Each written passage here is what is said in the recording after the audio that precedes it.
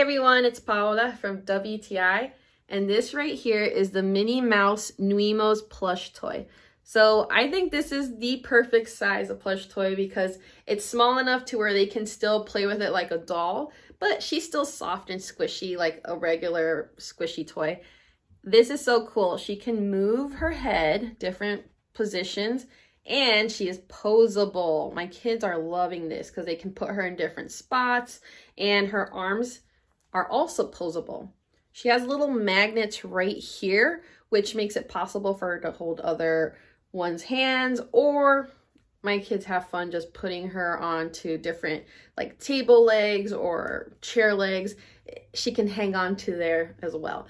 So this is so fun because the outfits are interchangeable.